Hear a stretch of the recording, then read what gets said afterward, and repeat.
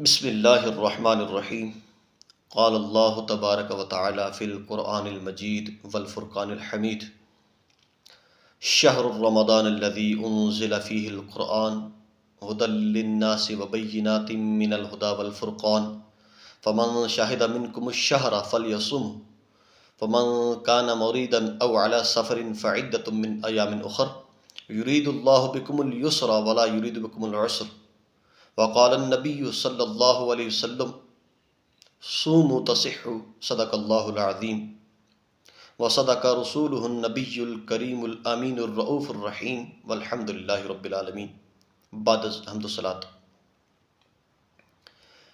ناظرین الحمدللہ ہم دن بدن اور لمحہ بلمحہ ہم الحمدللہ رمضان کے قریب ہوتے جا رہے ہیں، اور چند ہی گھڑیوں کے بعد انشاءاللہ ہمارے درمیان اللہ کا مہمان مہینہ اور اس کے پیارے محبوب صلی اللہ علیہ وسلم کا محبوب مہینہ جو اپنے اندر رحمتیں، برکتیں، مغفرت سمیٹے ہوئے ہے، وہ جلوہ گر ہونے والا ہے۔ اگر اللہ نے توفیق دی تو ہم اس ماہ رمضان کو پا لیں گے۔ اللہ تعالی ہم سب کو ماہ رمضان کی رحمتیں عطا فرمائے۔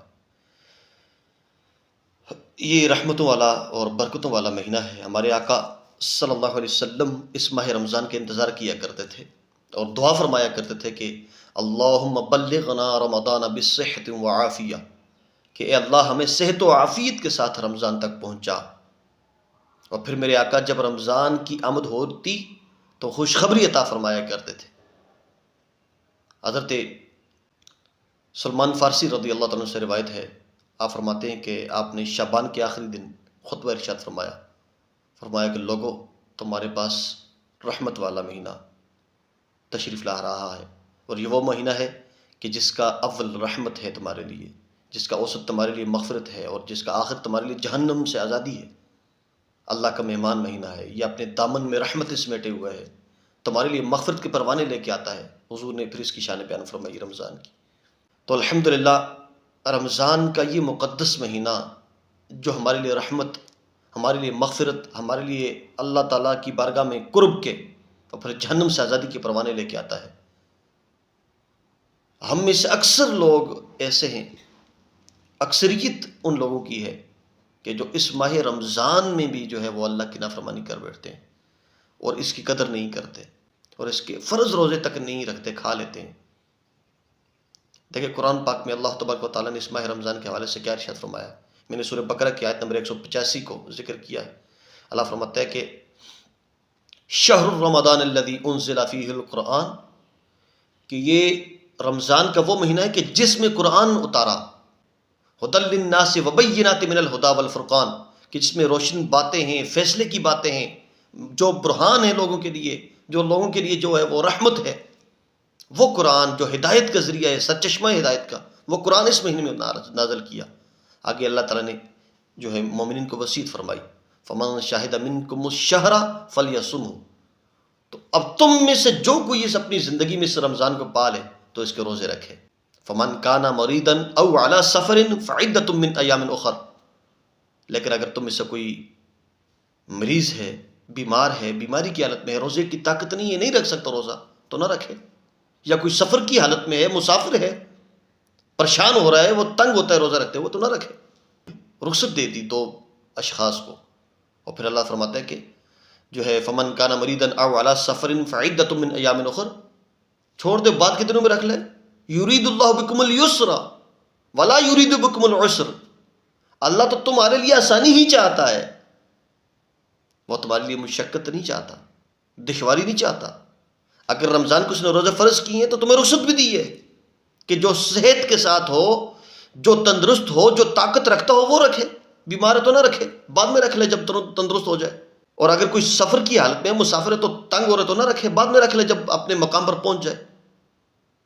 لیکن جو اپنے مقام پر ہے، جو مقیم ہے، جو تندرست ہے، صحت کے ساتھ ہے، اللہ نے صحت کی نعمت سے نوازا ہوا ہے، جو طاقت جس کو ہے روزہ رکھنے کی، کم از کم وہ تو نہ کھائے نا، اللہ کی رضا کے لیے رمضان کے روزے تو رکھے نا۔ دیکھیں ہم اپنی کسی یعنی کہ کام کو ترک نہیں کرتے، اپنی کسی مصروفیات کو جو ہم نے اپنا ڈسپلن بنایا ہوا ہم اس کو ترک نہیں کرتے. کیوں ہم اس کو اہمیت دیتے ہیں؟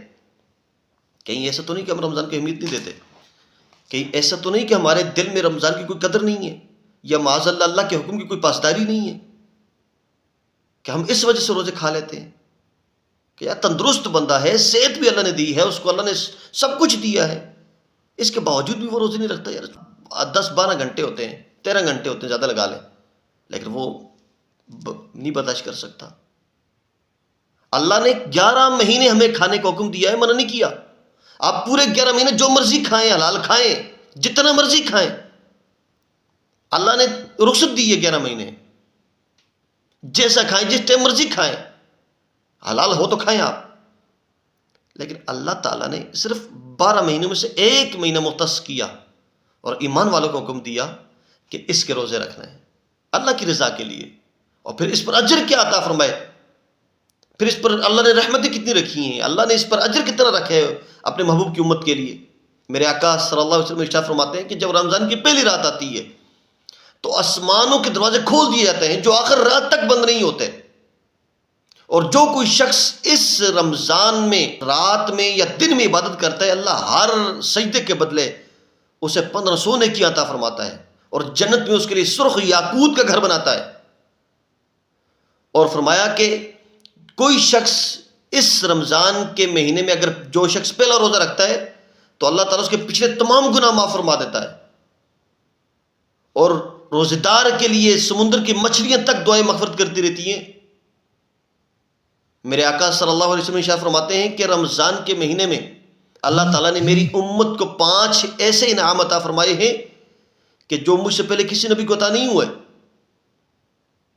ان میں سے ایک یہ ہے کہ اللہ تعالیٰ ماہ رمضان میں جب ماہ رمضان کی پہلی رات آتی ہے تو اللہ تعالیٰ میری امت کی طرف رحمت کی نظر فرماتا ہے، اور جس کی طرف اللہ نے رحمت کی نظر فرما دی پھر اسے کبھی عذاب نہیں دے گا. میرے آقا فرماتے ہیں کہ روزہ یہ عبادت کا دروازہ ہے کہ جب بندہ روزہ رکھتا ہے تو اس کو یہ ذہن میں ہوتا ہے کہ میرا روزہ ہے. اب پھر وہ گناہ سے بچتا ہے، وہ جھوٹ سے بچتا ہے، وہ چوری سے بچنے کی کوشش کرتا ہے، وہ حرام کھانے سے بچتا ہے، وہ حرام دیکھنے سے بچتا ہے. پھر جب وہ گناہوں سے بچتا ہے تو اللہ کی رحمت میں آتا ہے اور پھر اسے نیکی کی توفیق ملتی ہے. پھر وہ عبادت کرتا ہے، نماز پڑھتا ہے، وہ نوافل اللہ کا ذکر کرتا ہے، اس کا شکر کرتا ہے. تو روزہ رکھنے سے بندہ گناہوں سے بچ جاتا ہے اور نیکی کی توفیق بھی مل جاتی ہے. اور روزہ یہ اتنی پیاری عبادت ہے، اللہ کو اتنی محبوب ترین عبادت ہے. اللہ تعالیٰ کے رسول صلی اللہ علیہ وسلم نے ارشاد فرمایا کہ جب بندہ نماز پڑھتا ہے اللہ اس سے نماز کی نیکی عطا فرماتا ہے. جب بندہ روزہ رکھتا ہے، جب بندہ دیگر کوئی اعمال کرتا ہے اللہ اس کو نیکی عطا فرماتا ہے. فرشتوں کو حکم فرماتا ہے کہ اس کو نیکی اتنی عطا کر دو، اس کو یہ عطا کر دو، اس کو یہ عطا کر دو. لیکن جب بندہ روزہ رکھتا ہے اللہ فرماتا ہے کہ الصوم لی، روزہ فقط میرے لیے ہے، وَأَنَا أُجْزَى بِهِ یا وَأَنَا أَجْزِي بِهِ. اللہ فرماتا ہے کہ روزہ میرے لیے ہے اور اس کی جزا میں خود عطا فرماتا ہوں. یعنی کہ باقی نیک اعمال پر اللہ تعالیٰ فرشتوں کو حکم عطا فرماتا ہے کہ نیکی عطا کر دو، جنت اس کے لیے گھر بنا دو، اس کے نام اعمال میں اتنی نیکیاں لکھ دو. لیکن جب بندہ روزہ رکھتا ہے تو اللہ فرماتا ہے کہ اس کو تم نہیں، میں خود عطا کروں گا اس کی اس جزا. یا پھر فرمایا کہ وَأَنَا أُجْزَى بِهِ کہ روزہ صرف میرے لیے ہے اور اس کی جزا میں خود رب ہوں. یعنی کہ جب بندہ روزہ رکھتا ہے تو اللہ ہی اس کا ہو جاتا ہے، اور جب اللہ اس کا ہو گیا پھر پوری کائنات اس کی ہو جاتی ہے. میرے آقا فرماتے ہیں کہ جب رمضان آتا ہے، رمضان میں اللہ تعالیٰ جنت کے دروازے کھول دیتا ہے اور آخر رات تک جنت کے دروازے کھلے رہتے ہیں. جو بندہ انتقال کر جاتا ہے رمضان میں کوئی اس سے سوال نہیں ہے قبر کا، حشر کا، اللہ تعالیٰ اسے بغیر حساب کے جنت عطا فرماتا ہے. اور جہنم کے دروازے بند کر دیے جاتے ہیں. اب کسی کو عذاب نہیں ہوگا رمضان میں، حضور کی امت پر خاص کرم. اور میرے آقا فرماتے ہیں کہ رمضان کے ہر دن افطار کے وقت اللہ تعالیٰ 60,000 ایسے اشخاص کو کہ جن پر جہنم واجب ہو چکی ہوتی ہے اللہ تعالیٰ ان کو معاف فرما دیتا ہے. 10 لاکھ کی روایت بھی موجود ہے.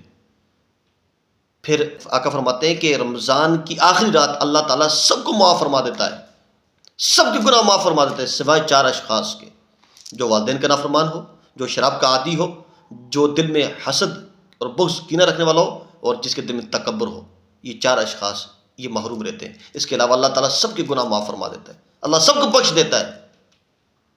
اتنا رحمتوں والا مہینہ. میرے آقا فرماتے ہیں اس کا اول رحمت ہے، اس کا اوسط مغفرت ہے، اور اس کا آخر جہنم سے آزادی ہے. دیکھیں رمضان کتنا پیارا مہینہ ہمارے پاس تشریف لا رہا ہے. اس کے اول 10 دن اللہ کی طرف سے رحمتوں کا نزول ہوتا رہتا ہے، مسلسل رحمتیں اترتی رہتی ہیں. ہم تو مائل بکرم ہیں، کوئی سائل ہی نہیں. راہ دکھلائیں کسے، کوئی راہ رو منزل ہی نہیں. اللہ کی طرف سے رحمتیں اترتی ہیں، کوئی سمیٹنے والا تو ہو. اللہ کی بارگاہ میں آئے تو صحیح، ہاتھ تو پھیلائے، دامن تو پھیلائے. رحمتیں سمیٹنے والا تو کوئی ہو. رحمتیں تو اترتی ہیں، ان کا نزول تو ہو رہا ہے، لیکن ہم غفلت میں ڈوب جاتے ہیں. کوشش کریں کہ 10 دنوں میں، پہلے 10 دنوں میں اللہ تعالیٰ سے اللہ کی رحمت مانگیں، اللہ تعالیٰ کا کرم مانگیں، اور نیک اعمال کرتے رہیں. اللہ کی بارگاہ میں تسبیحات پڑھتے رہیں، اللہ کی تسبیح بیان کرتے رہیں، اور اللہ سے اس کی رحمت مانگیں. درمیانی 10 دنوں میں اللہ تعالیٰ کی طرف سے مغفرت، اللہ بخشتا ہے، اس کی مغفرت عام ہوتی ہے، اس کی طرف سے مغفرت کے پروانے بانٹے جاتے ہیں، بخش دیتا ہے اللہ تعالیٰ. مغفرت طلب کریں اللہ تعالیٰ سے. کیا پتہ کہ اللہ تعالیٰ ان نیک اشخاص میں، اللہ تعالیٰ ان خوش نصیبوں میں ہمارا بھی نام شامل فرما دے کہ جن کو اللہ اپنی رحمت سے بخش دے گا، جن کو مغفرت کے پروانے نصیب ہوں گے. اور آخری 10 دنوں میں اللہ تعالیٰ کی طرف سے جہنم سے آزادی ہے. میرا آقا فرماتے ہیں کہ جہنم میں جو جا چکے ہیں یا جن پر جہنم واجب ہو چکی ہے، اللہ تعالیٰ انہیں جہنم سے رہائی عطا فرماتا ہے. ہمارے کتنے مرحومین دنیا سے چلے گئے، ہمارے کتنے احباب چلے گئے ہیں، ہمارے ننیال ددیال میں سے، ہمارے احبہ میں سے چلے گئے ہیں. ان کے لیے مغفرت کی دعا مانگیں، جہنم سے آزادی کی دعا مانگیں، اپنے لیے دعا مانگیں.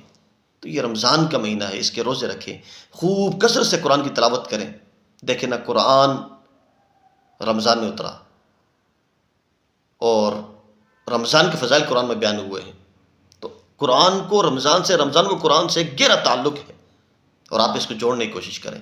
رمضان میں کوشش کریں کہ روزانہ ایک پارہ پڑھیں، اور پورے رمضان میں ایک قرآن کا ختم کریں. آپ ان کا تعلق آپ بنائیں کہ جو اللہ نے بنایا آپ اس کو توڑنے کی کوشش نہ کریں. یہ تو رمضان تو نیکیوں والا مہینہ ہے، یہ اس میں نیکی عام ہیں، اس میں مغفرت کے پروانے عام ہیں، اس میں اللہ کی طرف سے رحمتیں اتر رہی ہیں، نیکیوں کے سلسلے جاری ہیں. آپ سمیٹیں نیکیاں، اللہ نے ہر قدم پر نیکیاں بچھائی ہیں. صدقہ کریں، خیرات کریں، جو ہے مسکینوں کو کھانا کھلائیں، جو ہے وہ جو روزہ دار ہیں ان کو افطار کروائیں، نماز پڑھیں، قرآن کی تلاوت کثرت سے کریں، اللہ کو راضی کریں. اللہ تعالیٰ ہم سب کو ماہ رمضان کی قدر کی توفیق عطا فرمائے، اور اس میں خوب دل کھول کر اللہ تعالیٰ کی عبادت کرنے کی توفیق عطا فرمائے. آمین بجاہ نبی الامین صلی اللہ علیہ وسلم.